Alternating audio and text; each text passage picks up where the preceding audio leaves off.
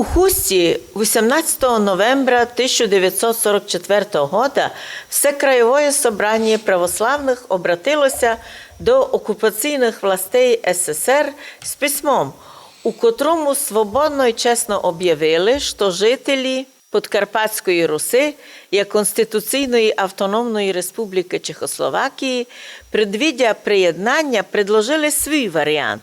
Чому їх предложення не судилося збитися?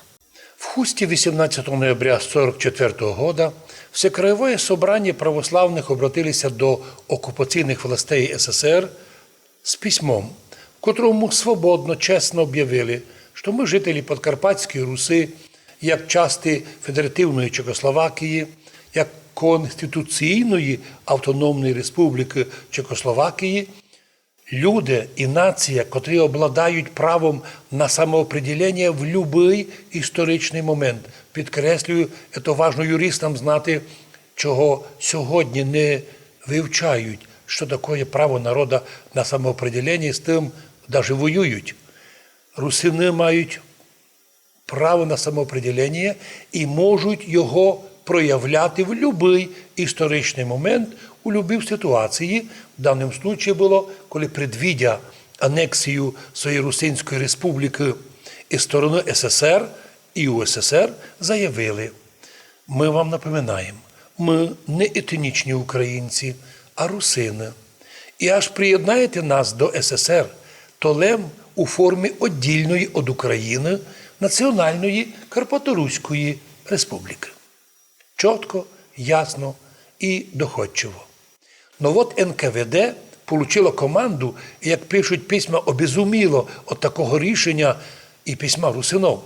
І не допустили, щоб вовремя то письмо попало у Москву.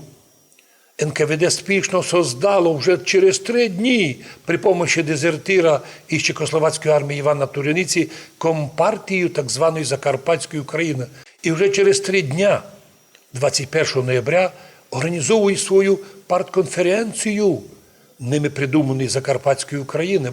Тот же день об'явила та партія всіх місних русинов українцями, які споконвічно желають воз'єднатися із матір'ю їх Совєтською Україною.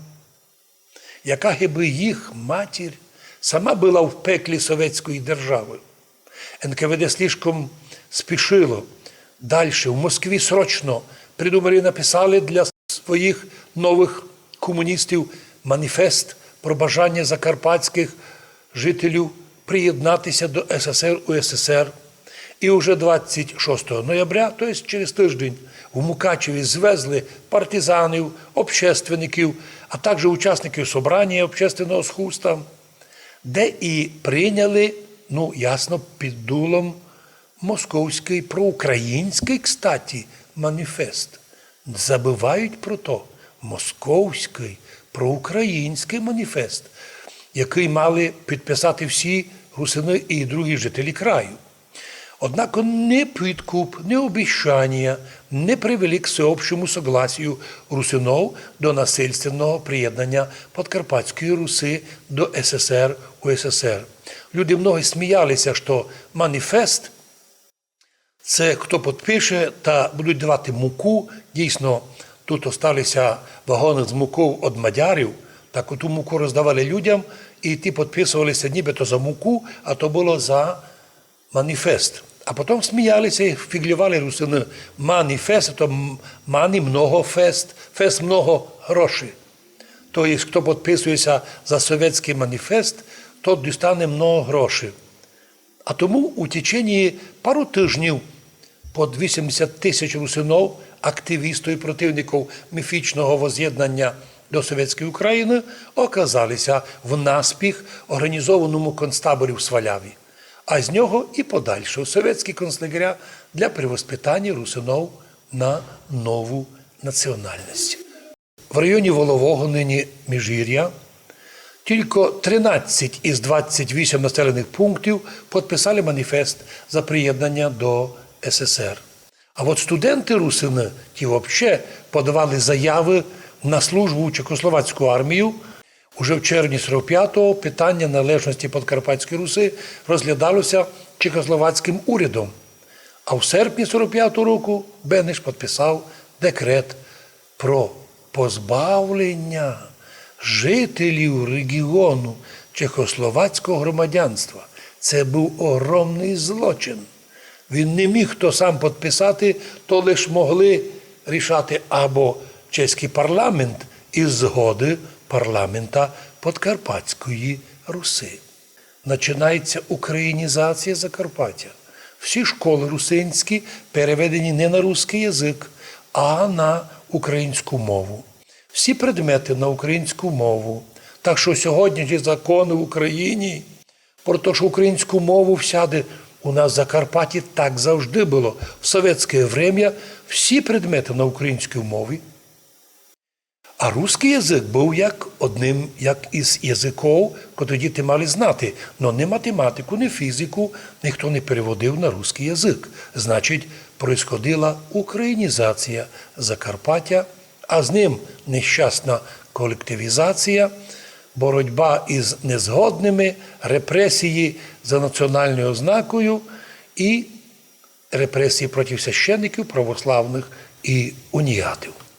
Донині точної цифри засуджених у Закарпатті русинов після втрати чехословацької контролю над цим регіоном до сих пор невідомо.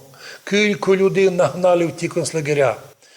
Оцифрували нині 1786 справ судових, позорних. Кожна друга позорна, як українські комуністи на чистій українській мові говорили із русинами і обзивали їх врагами Родини і кидали в тюрми. Но завершимо цей вопрос так. Нинішня Україна вже не цікавиться цим питанням про анексію Подкарпатської Руси їхніми попередніми українськими комуністами, аби не создавати прецедента повернення прав і свобод русинському народу, який став жертвою того ужасного злочина.